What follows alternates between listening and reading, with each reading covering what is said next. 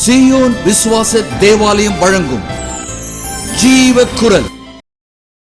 போதகர் விக்டர் ஞானராஜ் பல்லாண்டுகள் தீபா வானொலி மூலம் தேவ செய்தியினை வழங்கியுள்ளார். தற்சமயம் தென்னிந்தியாவின் திருச்சி பட்டணத்தில் உள்ள சீயோன் விசுவாச தேவாலயத்தின் போதகராய் இருக்கிறார். அந்த ஆலயத்தின் ஆராதனையில் வழங்கிய அனலுள்ள கருத்தாளம் நிறைந்த செய்தியின் மூலம் ஆசீர்வாதம் பெறுங்கள். கர்த்தருடைய பரிசுத்த நாமத்திற்கு ஸ்தோத்திரம். என்னை விசுவசித்தால் என்னுடைய மகிமையை காண்பாய் அப்படின்ற அந்த வாக்குக்கிணங்க கடந்த 4 மாதமாக ஒரு நல்ல வேலை வாய்ப்பே இல்லாமல் ரொம்ப கடினமான நிலைமையில் இருந்தேன். பல போராட்டங்களை மேற்கொண்டு ரொம்ப மன நொந்து இருந்த நேரத்தில் பாஸ்டர் வீட்டுக்கு ஜெபம் பண்ண போயிருந்தேன். சைக்காட்ரிக் படிச்சிருக்கேன் பாஸ்டர், எனக்கு வேலை சரியாக கிடைக்கல அப்படின்னு சொல்லியிருந்தேன். அப்போ பாஸ்டர் சொன்னார், ரொம்ப கஷ்டமாப்பா, சரி நான் உனக்காக ஜெபம் பண்ணுறேன் அப்படின்னு சொல்லி வீட்டில் ஜெபம் பண்ணார். நான் ஜெபம் பண்ணிவிட்டு 2 நாள் கழித்து ஒரு இன்டர்வியூ கேள்விப்பட்டேன். ஒரு 10 நாளில் இன்டர்வியூ கண்டக்ட் பண்ணியிருந்தாங்க. நானும் இன்டர்வியூவில் அட்டன் பண்ணுறதுக்கு போயிருந்தேன். காலையில் 10 மணிக்கு இன்டர்வியூன்னு சொல்லியிருந்தாங்க. நானும் 10 மணிக்கெல்லாம் ஷார்ப்பாக போயிட்டேன். ஆப்ரேஷன் தியேட்டரில் கவுன்சிலிங் அந்த வேலை எனக்கு அது நல்ல சம்பளத்தோட. கடைசியில் அங்கே போய் இன்டர்வியூக்கு போயிருந்தா இன்டர்வியூக்கு எவ்வளோ பேருக்கு லெட்டர்லாம் அனுப்பியிருந்தாங்க. ஆனால் அந்த இன்டர்வியூக்கு வந்திருந்தது ஒரே ஒரு ஆள், நான் மட்டும்தான். அந்த வேலை கன்ஃபார்மாக எனக்கு தான் கொடுக்கணும்னு கொடுத்தாங்க. நல்ல சம்பளம். அது ஆச்சரியமாகவும் இருந்துச்சு. அதே சமயம் ஆண்டவர் அந்த விசுவாசத்தை இருந்தால் அவருடைய மகிமையை காண்பாயின்ற வார்த்தை மட்டும் அடிக்கடி மனதுக்குள்ளேயே இருந்துச்சு. என்னோட குடும்பமும் ரொம்ப சந்தோஷமா இருக்கு. எனக்காக கிருபை வழங்கின இயேசு கிறிஸ்துவுக்கும் எனக்காக ஜெபிச்ச பாஸ்டருக்கும் என்னோட மனமார்ந்த நன்றியை தெரிவித்துக்கிறேன். Praise the Lord. There is only limited chance for psychiatric studies in hospitals. நிறைய போஸ்ட் கிடையாது. ஆனால் கர்த்தர் ஜெபம் பண்ணி எவ்வளோ நாளில் கொடுத்தாரு? 2 நாளில் 2 நாள் interview. God bless you, God bless you. This is our God. Faith can invade the law of time. காலம் என்னும் சட்டத்தை விசுவாசம் என்னும் சட்டம் மேற்கொள்ளும்.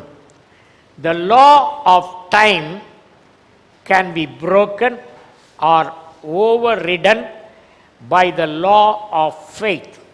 கர்த்தருக்குள் அன்பானவர்களே, the law of faith என்பது அது ஒரு பெரிய சட்டம். அது பரலோகத்தின் சட்டம். The law of faith is the most powerful thing on this earth. Sermon on the Mountல ஜீசஸ் கிரைஸ்ட் சொல்றது, the main theme is the law of faith. ரோமருக்கு எழுதின நிருபம் 3ஆம் அதிகாரம் 27ஆம் வசனம். இப்படி இருக்க மேன்மை பாராட்டல் எங்கே? அது நீக்கப்பட்டதே. எந்த பிரமாணத்தினாலே? கிரியா பிரமாணத்தினாலேயா? அல்ல, விசுவாச பிரமாணத்தினாலேயே. ஆதலால் மனுஷன் நியாய பிரமாணத்தின் கிரியைகள் அல்லாமல் விசுவாசத்தினாலேயே நீதிமானாக்கப்படுகிறான் என்று தீர்க்கிறோம். எந்த பிரமாணத்தினால்? which law? by the law of works or by the law of faith?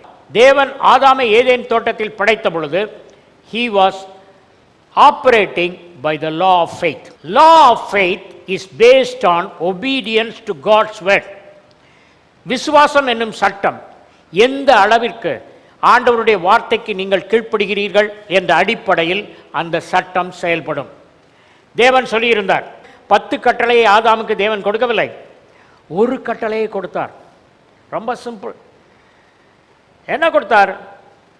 எல்லா மரத்தின் கனியை புசிக்கலாம், ஒரு மரத்தின் நன்மை தீமை அறியத்தக்க அந்த மரத்தின் கனியை புசியாதே என்று சொன்னார். அந்த தேவனுடைய வார்த்தையை அவன் மீறின உடனே கிரியை சட்டத்திற்கு அவன் தள்ளப்பட்டான். அதுக்கப்புறம் நம்ம எல்லாருமே கிரியை சட்டத்தில் தான் இருக்கிறோம். பிள்ளைங்களை என்ன செய்யணும்? படிக்க வைக்கணும், உயர்ந்த படிக்கணும். எதுக்கு? To operate the law of works bound by the law of time. கிரியா பிரமாணம் காலத்தின் கட்டுப்பாட்டில் இருக்கிறது. எதுக்கு படிக்க வைக்கிறோம் பிள்ளைங்களை? படிக்காமலே அரசாங்கம் எல்லாருக்கும் 30,000 ரூபா கொடுக்குன்னா பிள்ளைங்களை படிக்க வைப்பீங்களா? அப்படி அரசாங்கம் தரதில்ல. அதனால தான் நம்ம பிள்ளைங்களை படித்து வேலைக்கு அனுப்புகிறோம். We are trained under the law of works subjected to the law of time. ஆதாமுக்கு அப்படி இல்லை. ஃப்ரீலான்ஸ், ஒன்றும் செய்ய வேண்டாம். பிரேக்ஃபாஸ்ட் லஞ்ச் ஒன்றும் கஷ்டம் கிடையாது. ஏவாள் கம்ப்ளீட்லி ஃப்ரீ. போய் பழத்தை பறிக்க வேண்டிய சாப்பிட வேண்டியது. ஆனால் என்னைக்கு மீறினானோ ஆண்டவர் சொல்லிட்டாரு, பூமி சபிக்கப்பட்டது, உன் நெற்றியின் வேர்வை நிலத்தில் விழும்படி நீ வேலை செய்து சம்பாதிக்க வேண்டும். Adam, who was operating in the law of faith under God's commandment, fell into the law of works. கிரியா பிரமாணத்துக்கு விழுந்து விட்டான். கர்த்தருக்குள் அன்பானவர்களே, நாமும் கூட லா ஆஃப் டைமில் தான் இருக்கோம். லா ஆஃப் டைம்னா என்னது? நிமிடங்கள், வினாடிகள், நாட்கள், வாரங்கள், மாதங்கள், ஆண்டுகள், இதெல்லாம் லா ஆஃப் டைம். என் வாழ்க்கையில் முதலாவது ஆண்டவர் கற்றுத்தந்தது காலம் என்னும் விலையேறப்பட்ட சொத்து. காலம் உனக்கு அடிமையாக இருக்கட்டும். ஆதாம் அந்த கிரியா பிரமாணத்தில் விழுந்து போனான், விசுவாச சட்டத்தில் இருந்து. Law of time imprisoned mankind. Man is not shaped for the law of time, man is shaped for the law of faith. ரட்சிக்கப்படுறதுக்கு முந்தி வரைக்கும் law of time was dominating me. ரட்சிக்கப்பட்ட நாள்ல இருந்து I moved from law of time to law of eternity, endless time. இயேசு கிறிஸ்து இந்த உலகத்தில் வந்தார். முதல் காரியம் என்ன செய்தார்னா, when you break the law of time, what will happen is you move into supernatural. இயேசு கிறிஸ்து உலகத்தில் வந்தார். முதல் அற்புதம் என்ன? கானாவூர் கல்யாணத்தில் நடந்த அற்புதம். தாயார் வந்து சொல்றாங்க, எப்பா மகனே, அவர்களுக்கு ரசம் குறைவுபட்டது. அப்படியா? 6 கச்சாடிகளுக்கு தண்ணியை ஊற்றுங்க, தண்ணியே திராட்சை ரசமாக மாறு. தண்ணி மாறாது. அவர் என்ன சொல்றாரு? My time has not come, my time has not come, என் காலம் வரவில்லை. அப்படின்னா law of faith is based on revelation.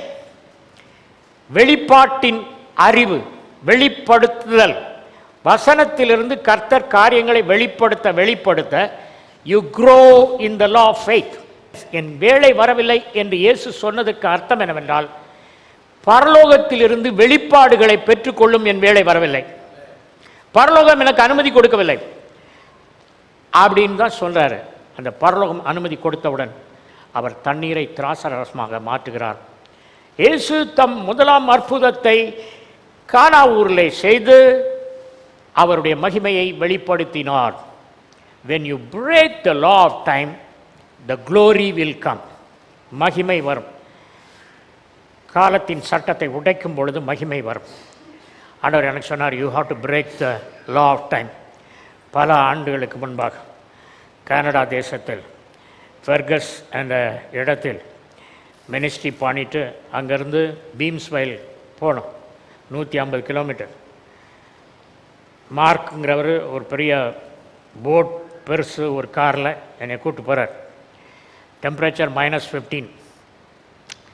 நான் தான் ஏசி ரூமில் இருக்கேன். கனடா எங்கே குளிர போகுது, நம்ம ஏசி ரூம் உடையா அப்படின்னு நினச்சிட்டு வார்ம் க்ளோத்திங் எடுத்துகிட்டு போகல. -15 டிகிரிஸ். நடுங்குறேன். அவர் வச்சுருக்க கோட்டெல்லாம் என்னையமா 2 ஆள் அந்த கோட்டில் வைக்கலாம். அவங்களாம் அப்படி இருக்கிறாங்க. காலில் வந்து ஃப்ராஸ்ட் பைட் உண்டாகும். அதுக்கு ஷூ போடணும். என் சைஸ் 7, அங்கே இருக்க ஷூவெல்லாம் 10. எப்படி நான் போடுறது? ஒரு ஷூவும் போட முடியல. நான் பார்த்தேன், கிறிஸ்மஸ் கார்டில் தான் மரத்தில் வெள்ளை, வீடில் வெள்ளை பார்த்துருக்கேன். உண்மையிலே எங்கே பார்த்தாலும் வெள்ளை, வேறு எதுவும் பார்க்க முடியல. மரம் வெள்ளையாக இருக்குது, வீடு வெள்ளையாக இருக்குது, ரோடு வெள்ளையாக இருக்குது, எல்லாமே வெள்ளை. நான் சொன்னேன், அவ்வளோதான். கனடா நாட்டில் -15 செத்த உடனே மனைவி கூட டாட்டா சொல்லாமல் போகிறோம். அப்பா என்னை இதுக்கு தான் இங்கே கூப்பிட்டு வந்தீங்களா? குறைய டாலரை வச்சுட்டு தான் சுற்றிருக்கேன். அப்போது கடைசியாக ஒரு கான்ஃபரன்ஸில் இருக்கும்போது என் மணி பர்ஸில் இருந்தது $100 பில். அவங்க சொன்னாங்க, கொடுங்கள் கொடுக்கப்படும் அந்த வசனத்தை பேசிட்டு, ஆண்டவர் எனக்கு சொல்கிறாரு, உன்கிட்ட எவ்வளோ இருக்கையோ அவ்வளோத்தையும் கொடு, அதுக்கப்புறம் உனக்கு கொடுக்கப்படும் அப்படின்னாரு. ஆவியானவர் சொல்கிறாரு, நீ எவ்வளோ வச்சுருக்க? $100 போடு. அதை $100 போட்டுட்டு இன்னும் 15 நாள் நான் யார்கிட்ட போய் கேட்பேன், யார்கிட்ட கடன் வாங்குவேன், யார் கடன் தருவா? ஆண்டவர் சொன்னார், போடு. ஆண்டவர் சொன்னதை தெளிவாக கேட்கணும். லாஜிக் சொல்லும், செய்யாதன்னு சொல்லும். போ லாஜிக் அப்படின்னு தள்ளிட்டு செய்யணும். $100 எடுத்து போட்டேன். எம்டி மணி பர்ஸ் போட்டு முடித்த உடனே ஒரு கனேடியன் லேடி பின்னால் இருந்து முதுக தொட்டாங்க. என்னம்மா வாட் யூ வாண்ட் அப்படின்னு. she said, what is the spelling for your name? உடனே நான் சொன்னேன், ஏன்னா அவங்களுக்கு விக்டர் ஞானராஜுங்கிறதுக்கு ஞானராஜுக்கு ஸ்பெல்லிங் தெரில, ஒரு பேப்பரில் எழுதி கொடுத்தேன். she took a check book, wrote $500, போட்டு 5 நிமிஷத்தில் கொடுத்தாங்க. அப்போ அந்த கான்ஃபரன்ஸில், மிரியம் ஹெல்மன் கான்ஃபரன்ஸ், வாஷிங்டன் டிசியில் பாஸ்டர்ஸ் கான்ஃபரன்ஸ், எல்லா பாஸ்டரும் சூட் போட்டிருக்காங்க. ஷூட்டு டைஸ் டிப் டாப்பாக 300 பாஸ்டர்ஸ் வந்திருக்காங்க. எல்லோரும் 6 அடி 3 அங்குலம் 6 அடி 2 அங்குலம். என்னை பார்த்த உடனே அந்த டைம் டேபிள் போடுறவங்க, இவர் பேசுகிறத நம்ம பாஸ்டர்ஸ்லாம் கேட்பாங்களா? சஃபாரி போட்டிருக்காரு, ட்ரெஸ் கோடு இல்லை, இவரை சாப்பாட்டுக்கு அப்புறம் போடலாம், பாதி பேர் வரமாட்டாங்க. சரி போடு. என்னை ப்ரைம் டைமில் போடுறது மாற்றி சாப்பாடு டைமில் போட்டான். சாப்பிட்டு முடித்து வந்தோடனே 1 ஹவர் பார்த்தா காலையில் இருந்த 300 பாஸ்டரில் 100 பேர் தான் இருக்காங்க. பிரசங்கம் பண்ணேன். I wanted to pray pastors, some பாஸ்டர்ஸ்க்கு. ஸ்டேஜில் நின்றுட்டே தொட்டேன், தரையில் நின்றுட்டு தலையை தொட முடியாது, ஹைட் இல்லை. ஸ்டேஜில் நின்று தொட்டேன், அந்த கோட் சூட் போட்டு பாஸ்டர்ஸ்லாம் தரையில் உருண்டான். கர்த்தர் அந்த காரை அப்படியே தூக்கி 70 கிலோமீட்டர் தள்ளி பீம்ஸ் வயலில் கொண்டு போய் விட்டார். சர்ச் ஆரம்பிக்கிறதுக்கு முந்தி நான் சர்ச் கேம்பஸில் இருக்கேன், சர்ச் பூட்டியிருக்கு. பாஸ்டர் அந்த நேரம் தான் வருவாங்க. அன்னைக்கு நடந்த அற்புதம். அந்த டிரைவர் சொன்னார், இந்த காரை நான் உனக்கே தந்துடுறேன். 70 கிலோமீட்டர் ஸ்கிப் ஆகிருக்கு இந்த கார். பைபிளில் தான் படிச்சிருக்கேன், ஃபிலிப் வாஸ் டேக்கன். இது ரியலாக நடக்குது. இந்த காரை நீ எடுத்துக்கணும். நான் சொன்னேன், இந்த போட் காரை நான் போனேன்னா அவ்வளோதான், எல்லாரையும் அடிச்சிடுவேன், எங்கள் தெருக்குள்ளேயே நுழையாது, இது நீயே வச்சுக்கப்பா, ஓல்ஸ் மொபைல் காரை நீயே வச்சுக்கோ அப்படின்னு சொன்னேன். இதெல்லாம் ஏன் சொல்கிறேன்னா, அன்னைக்கு ஐ ப்ரோக் த டைம். மலை பிரசங்கத்தில் இயேசு சொன்னார், உங்கள் கான்சன்ட்ரேஷன்லாம் you are all under the law of time. என்ன டைமுக்கு வேலை பார்க்கணும், என்ன வேலை கிடைக்கும், இந்த சம்பளம் காணலை, அடுத்த இடத்துல வேலைக்கு போட்டிருக்கேன், you are under the law of time. அதனால் அவர் சொன்னார், எண்ணத்தை உண்போம், எண்ணத்தை குடிப்போம், எண்ணத்தை உடுப்போம். இதுதான் லா ஆஃப் ஒர்க்ஸ். எண்ணத்தை சாப்பிடணுமானா என்ன செய்யணும்? லா ஆஃப் ஒர்க்ஸில் போய் வேலை செய்யணும். இதெல்லாம் கவலைப்படாதுங்கப்பா. There is a law of faith. முதலாவது தேவனுடைய ராஜ்யத்தையும் நீதியும் தேடுங்கள், இவைகளெல்லாம் உங்களுக்கு கொடுக்கப்படும். உங்கள் அப்பா பிள்ளையா நீங்கள் இருந்தீங்க, அப்பா சொத்து எவ்வளவு இருந்ததோ அதுக்கு தக்க உங்கள் ஸ்டாண்டர்ட் இருந்தது. இப்போது ரட்சிக்கப்பட்டவுடனே நீங்கள் யார் பிள்ளை? பரலோகத்தின் தேவனின் பிள்ளை. சாலமோன் ஸ்டாண்டர்டை படித்து பாருங்கள் ராஜாக்களின் புத்தகத்தில். ஆனால் சாலமோனிலும் பெரியவர் இருக்கிறார், அவருடைய பிள்ளை நீங்கள். இஸ்ரவேல் மக்களுக்கு யார் சம்பளம் கொடுக்க முடியும்? Nobody work. God fed them with manna and quails. தேவன் நேற்றும் இன்றும் என்றும் மாறாதவராக இருந்தால், அன்று 40 வருடங்கள் 24 லட்சம் மக்களுக்கு தண்ணீரும் உணவும் கொடுத்த தேவன் இன்றும் மாறாதவராக இருக்கிறார். அந்த அசையாத விசுவாசம் எனக்கு இருக்கிறது. விசுவாச சட்டம் உயர்ந்த சட்டம், காலம் என்னும் சட்டம் மெலிந்த சட்டம். உயர்ந்த சட்டம் மெலிந்த சட்டத்தை கேன்சல் பண்ணக்கூடும். இயேசு கிறிஸ்து கேன்சல் பண்ணார். காலம் நம்மை பதறச் செய்யும், ஆனால் விசுவாசம் நம்மை பதறச் செய்யாது. விசுவாசி பதறான். ஏன்? அவனுக்கு என்ன வேணாலும் அது கிடைக்கும். அதனால் விசுவாசி பதறான். எந்த பிரச்சனை நம்ம காலம் என்னும் கட்டுப்பாட்டில் இருக்கிறதுனால தான் கிரைசிஸ் வருது, பிரச்சனை வருது. ஆனால் அந்த கட்டுப்பாட்டில் இருந்து ஃபெய்த்துக்கு போயிட்டீங்கன்னா பிரச்சனை எல்லாம் போயிடும். பிரசங்கியின் புத்தகம் 3ஆம் அதிகாரம் 1ஆம் வசனம். ஒவ்வொன்றிற்கும் ஒவ்வொரு காலம் உண்டு, வானத்தின் கீழ் இருக்கிற ஒவ்வொரு காரியத்துக்கும் ஒவ்வொரு சமயம் உண்டு. வானத்தின் கீழ் இருக்கிற ஒவ்வொரு காரியத்திற்கும் ஒரு டைம் இருக்குது அப்படின்னாரு. இது என்ன சொல்லியிருக்கீங்க அப்படின்னு கேட்டபோது அவர் சொன்னார், வானத்துக்கு மேல் இருக்கிற சக்தியை கொண்டு வானத்துக்கு கீழ் இருக்கிற டைமை கேன்சல் பண்ணலாம். வானத்தின் கீழ் இருக்கிற ஒவ்வொரு காரியத்துக்கும் வானத்திற்கு மேல் இருக்கிற நித்தியம் என்னும் அந்த சட்டத்தை கொண்டு காலம் என்னும் சட்டத்தை கேன்சல் பண்ணலாம். நம்ம நித்தியவாசிகளா அற்பவாசிகளா? நித்தியவாசி. என்னைக்கு நீங்கள் born again-ஓ you are eternal being. இயேசு கிறிஸ்து தான் நமக்கு மாதிரி. அவர் சொல்றாரு, ஆண்டவரே பிதாவே நீர் எப்பொழுதும் எனக்கு செவி கொடுக்கிறீர் என்று அறிந்திருக்கிறேன். இப்போ அவர் என்ன செய்ய போறார்? லாசருவே வெளியே வான்னு சொல்ல போறார். அதுக்கு முந்தி சொல்றார், எப்பொழுதும் செவி கொடுக்கிறீர் என்று அறிந்திருக்கிறேன். இவங்கெல்லாம் கேட்டுக்கிட்டு இருக்காங்க, இவங்களுக்காக நான் சொல்றேன், நீங்க இப்போவும் என்னை கேட்க போறீங்க அப்படின்னு சொல்லிட்டு. இந்த இதுதான் ஆண்டவர் தான் நமக்கு மாதிரி. நம்ம அப்பா இயேசு அவர் என்ன சொன்னார்? எல்லா ஜெபத்தையும் நீ கேட்கிறீர், எப்பொழுதும் கேட்கிறீர் என்று அறிவேன். இந்த மக்களுக்காக நான் ஜெபிக்கிறேன், இப்போ கேட்க போகிறீங்க. இதுதான் நம்ம ஜெபத்தை பற்றி உள்ள ஃபெய்த்தாக இருக்கணும். Sometimes people are not deserving for healing, it may not happen, that's a different thing. But invariably God does unusual things. Lot of testimonies are there. கால கட்டுப்பாட்டுக்குள் இயேசுவின் சீஷர்கள் இருந்தார்கள். இயேசு கிறிஸ்து கால கட்டுப்பாட்டுக்குள் இல்லை. அவருக்கு எப்பவுமே ரெவலேஷன் வரும். அவர் காலம் என் வேளை வந்தது என்று சொன்னார்னா எனக்கு வெளிப்பாடு பரலோகத்தில் இருந்து வந்தது என்று அர்த்தம். இதில் என்னன்னு பார்த்தீங்கன்னா, கடைசி இயேசு கிறிஸ்துவனுடைய கடைசி கால வாழ்க்கை. அந்த கடைசி கால வாழ்க்கையில் சீஷர்களுக்கு ஆசை. ஒரு 4 நாளைக்கு முந்தி எருசலேமுக்கு போயிட்டா, எருசலேமுக்கு லட்சக்கணக்கான மக்கள் பஸ்கா பண்டிகைக்கு வருவாங்க. 4 நாளைக்கு முந்தி போயிட்டு ரோட்டில் நடந்து போனால் எல்லோரும் என்ன சொல்லுவாங்க? ஏய் பேதுரு, நீ இயேசு கிறிஸ்துவோடு இருந்தில்ல, பர்த்திமை குருடனை சோப்படுத்தும் போது நீ இருந்தல்ல, அவனை காலாரை தூக்கி விட்டு, ஆமாம் அது நான் தான் இருந்தேன், நான் தான் சொன்னேன் அவரை ஹீல் பண்ண சொல்லி, அதனால தான் அவர் ஹீல் பண்ணார் அப்படின்னு கேட்கணும்னு ரொம்ப ஆசை.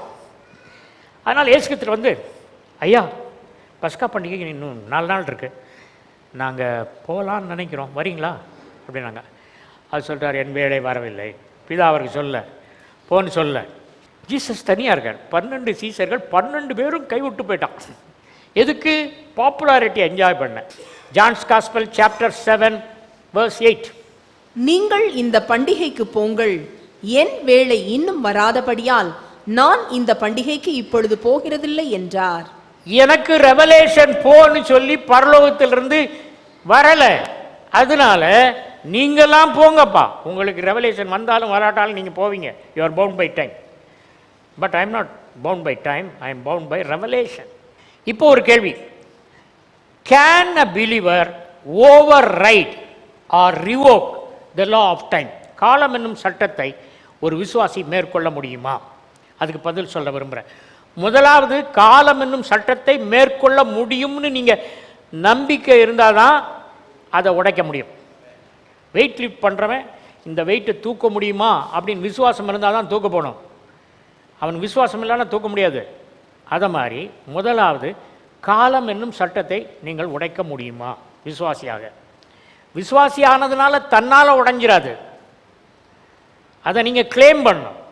உதாரணமாக ஜெனிசிஸ் சாப்டர் 1 verse 14, பகலையும் இரவையும் வெவ்வேறாக பிரிப்பதற்கு காலங்கள், நாட்கள், ஆண்டுகள் ஆகியவற்றை குறிப்பதற்கும் விண் விரிவில் ஒளி பிழம்புகளை தேவன் தோன்றச் செய்தார்.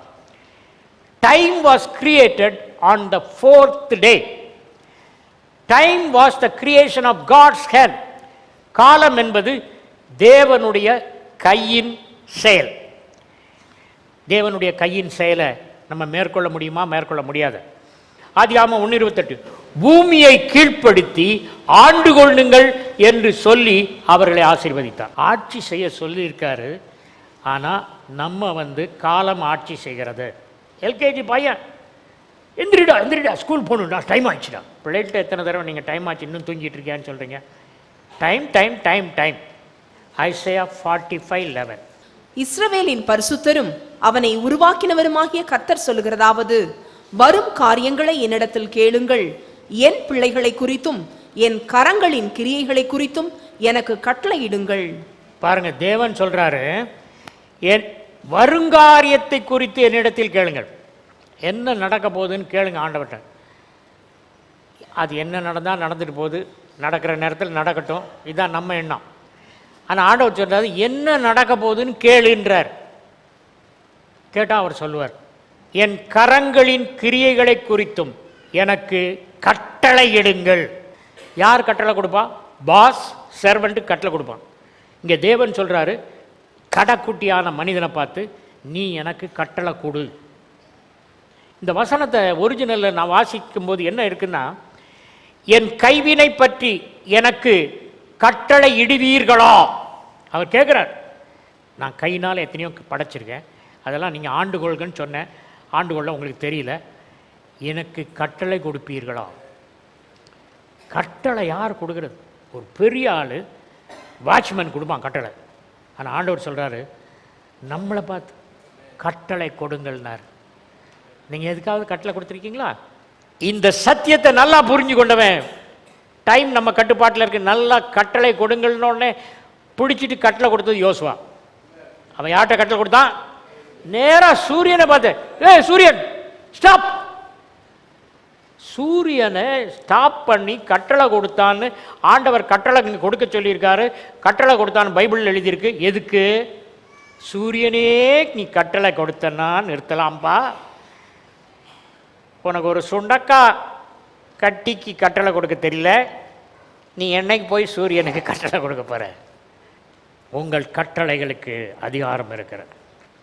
திராட்சை செடியை நட்டு அது வளர்ந்து பூ பூத்து காய் காய்த்து பழம் வந்து அந்த பழத்தை ஆலையில் ஆட்டி அந்த திராட்சை ரசத்தை எடுக்கிறதுக்கு எத்தனை நாள் ஆகும்? 3 months, 6 months. But Jesus can do it in a split second. He was overcoming the law of time by his law of faith. Mark 1:31 பேதுருவினுடைய மாமியாரின் ஜுரம், அவர் போய் தொட்ட உடனே ஜுரம் அவளை விட்டு நீங்கிற்று. சில சமயத்தில் ஆஸ்பத்திரியில் பேஷண்ட்டை டிஸ்சார்ஜ் பண்ணும்போது சொல்லுவாங்க, இவருக்கு ஸ்டமக் ப்ராப்ளம் இருக்குது, அதனால் முதல்ல கொஞ்சம் கஞ்சி கொடுங்க 10 நாளைக்கு, அதுக்கப்புறம் கொஞ்சம் சாலிட் ஃபுட் கொடுங்க, மற்றபடி நீங்கள் வந்து சாப்பிட்றதுக்கு எதையும் கொடுத்துடாதுங்க, தண்ணி சாப்பாடு தான் கொடுக்கணும், ஓட்ஸ் கலக்கி கொடுங்க அப்படின்னு அட்வைஸ் பண்ணி அனுப்புவாங்க. இங்கே ஒரு பேஷண்ட்டு 12 வயசு ஒரு யங் கேர்ள், யவீருவின் மகள், அவள் செத்து போயிட்டான். செத்து போனவரை இந்த சீஃப் டாக்டர், என் சீஃப் டாக்டர் வந்துருக்கு, என்ன செய்கிறாரு? கர்த்தாவே, இது ரொம்ப கடினமான கேஸ், 12 வயசுல செத்து போய்விட்டான், பிதாவே சுகப்படுத்துவீர்களா, உங்களுக்கு சித்தம் இருக்குதா அப்படின்னு ஒரு 15 நிமிஷம் ஜெபம் பண்ணி போராடி. இல்லை, விசுவாச சட்டம் போராடாது, கால சட்டம் போராடும். அதுக்கு அடுத்த பாயிண்ட் வரேன். அதனால் ஏசுகிறது சிம்பிளாக கையை பிடிச்சாரு, தெளித்தா கும்மி, அவன் எந்திரிச்சிட்டான். எந்திரிச்ச உடனே இப்போ தான் எந்திரிச்சிக்கா, செத்து போய் இவளுக்கு கொஞ்சம் கஞ்சி இதில் மிக்சியில் போட்டு அடித்து குடிக்க கொடுங்க அப்படின்னு சொன்னார. சாப்பிட்றதுக்கு எது இருந்தால் கொடுங்க, பிரியாணி இருக்கா கொடுங்க, எதுனா கொடுங்க. Jesus can overcome death by the law of faith. That is the ultimatum. The last enemy to be overcome, கடைசியாக பரிகரிக்கப்பட வேண்டிய சத்ரு மரணம். அந்த மரணத்தை நீ பரிகரிச்சிட்டன்னா விசுவாசத்தில் பாஸ் பண்ணிட்டேன்னு அர்த்தம். ஒருத்தன் குஷ்டரோகத்தில் வந்திருக்கான், அவனுக்கு 10 வருஷம் குஷ்டமும் விரலெல்லாம் போச்சு, லெப்ரோமேட்டஸ், விரலெல்லாம் போச்சு, மூக்கில் ஹோல் இருக்க, காதெல்லாம் இதுக்கு இது பச்சிச்சு, எவ்வளோ நாள் ஆயிட்டு. அவனை பார்த்து அவன் சொல்கிறான், ஆண்டவரே உங்களுக்கு சுத்தமானால் சுத்தம் உண்டு. அவர் சொன்னார், சித்தம் உண்டு, சுத்தமாக. 1/2 மணி நேரமாக ஜெபம் பண்ணார், சித்தம் உண்டு சொத்தம் ஆகு. நல்ல ரைமாக இருக்கு. ஆண்டவருக்கு சித்தம் உண்டு, எல்லாத்தையும் சுகமாகிறது. அதான் சொன்னார், சித்தம் உண்டு சொத்தமாக. பைபிள் என்ன சொல்லுது? இயேசு கையை நீட்டி அவனை தொட்டு எனக்கு சித்தம் உண்டு சுத்தமாக என்றார். உடனே God is interested in immediately, suddenly. Our God is a God of suddenlies. உடனே உடனே. இப்போ பார்த்தீங்கன்னா ஹோப், ஃபெய்த். ஹோப்புங்கிறது ஃபெய்த் மாதிரி இருக்கும், ஆனால் ஃபெய்த் இல்லை. ஹோப் என்ன சொல்ல தெரியுமா உங்கள்கிட்ட? எப்பா உனக்கு இந்த வீசிங் இருக்குது, இது முடிகிறதுக்கு உனக்கு 30 நாள் ஆகலாம், ஆஸ்தாலின் பப்ஸ் அடிச்சுக்கிட்டே இரு, ஒரு நாளைக்கு 4 தடவை அடிக்கலாம், 8 தடவை மேக்ஸிமம், அத்தனை தடவை அடிக்காத, பார்த்துக்கோ அப்படின்னு சொல்லும். ஆனால் ஆண்டவர் வந்து நம்மளை உடனே சுகப்படுத்த முடியும். கண்ணு தெரியாதவங்க இருக்கிறான், இயேசு மனதுருகி அவர்கள் கண்களை தொட்டார், உடனே அவர்கள் பார்வையடைந்து அவருக்கு பின் சென்றார்கள். பைபிளில் 72 times suddenly அப்படிங்கிற வேர்டு வருது. உடனே உடனே உடனே. 2 ஸ்திரீகளை பற்றி சொல்ல போகிறேன். ஒரு ஸ்திரீ வந்து காலத்தினால் கட்டுப்போடப்பட்ட ஒரு பெண், மார்த்தா. இயேசு கிறிஸ்து லாசரு செத்து 4 நாள் ஆச்சு. மார்த்தாட்ட வந்து சொல்கிறார் இயேசு கிறிஸ்து. யார் சொல்கிறாரு? இயேசு கிறிஸ்து சொல்கிறார், உன் சகோதரன் உயிரோடு எழுந்திருப்பான். அவன் என்ன சொல்கிறான்? she was bound by time. காலத்தினால் கட்டுப்பட்டவர்கள் நம்பிக்கை உடையவர்களாக இருப்பார்கள், விசுவாசம் உடையவர்களாக இருக்க மாட்டார்கள். அவன் என்ன சொல்கிறான்? ஆமாம், நீங்கள் சொன்னது கரெக்ட். உயிர்த்தெழுத நாளை பற்றி எங்கள் பாஸ்டர் ப்ரீச் பண்ணியிருக்காரு. அன்னைக்கு அவன் உயிர்த்தெழுவான். இது ஹோப். என்னைக்கோ ஒரு நாள் உயிர்த்தெழுவான். அது hope. Do you understand? Do you want hope or faith? ஹோப்னா என்னைக்காவது சோமாகும். ஏதாவது ஒரு பிரசங்கர் வருவார், பாஸ்டர் யாராவது அமெரிக்காவிலேருந்து கூப்பிடுவார் அல்லது இலங்கையிலேருந்து கூப்பிடுவார். அவர் வந்து தலையில் கை வச்சா ஜெபம் பண்ணோம். என்னைக்கு பாஸ்டர் வர போகிறாரு? இது hope law, law of hope, law of faith is. அதான் இங்கிலீஷ் பைபிள் எப்படி போட்டுக்கணும்? Now faith is evidence of things not seen and substance of things hoped for. Now faith is. If it is not now, it is not faith. If it is not now, it is only hope. Anybody having hope is under the bondage of time. You must break the time. I broke the time. When a person breaks the time, he can break the space, he can break the mass, he can create mass. அவ்வளோ இருக்கு. நான் இன்னைக்கு டைமை பற்றி தான் சொல்லிக்கிட்டு இருக்கேன்.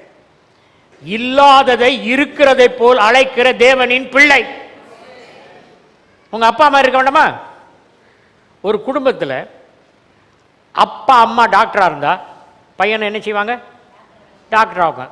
அப்பா எம்பிபிஎஸ், அம்மா எம்பிபிஎஸ், பையன் எம்பிபிஎஸ் எம்எஸ். எப்படி? தன்னை மாதிரி ஆகணும். இப்போ நம்ம ஆண்டவருக்கு நம்மளை மாதிரி நீங்கள் இருக்கணும்னு கவலை இருக்குமா? இருக்காதா? ஏன் பிள்ளை என்னை மாதிரி இருக்கணும்னு. சிலர் சிரிக்கிறத பார்த்து நீ இவங்க பையனான்னு சொல்லுவேன். ஏன்னா அவங்க அப்பா அப்படி சிரிச்சிருப்பாரு.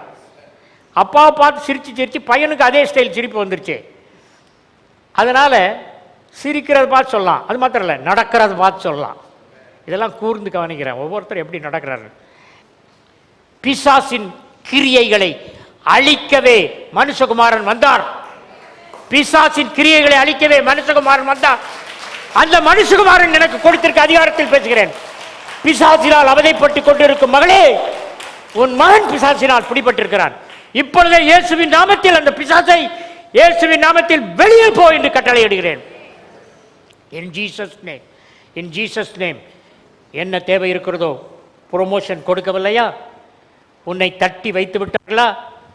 கோர்ட் கேஸில் பொய்யான கோர்ட் கேஸா? இயேசுவின் நாமத்தில் ஆரோனின் கோலை துளிரச் செய்த தேவன் உன் உற்சாகத்தை துளிரச் செய்கிறார். எதுவும் குறைவுபட்டால், எதுவும் தடைவுபட்டால் அந்த தடைகளை தகர்த்து வழி உண்டாக்கும் பாகால் பிராசிமின் நாமத்திலே அந்த தடைகள் தகர்க்கப்படுவதாக. மகள் கல்யாணத்துக்கு பணம் எங்கே வரும் என்று நினைத்துக் கொண்டிருக்கிறாயோ, the Lord is releasing the finance for you.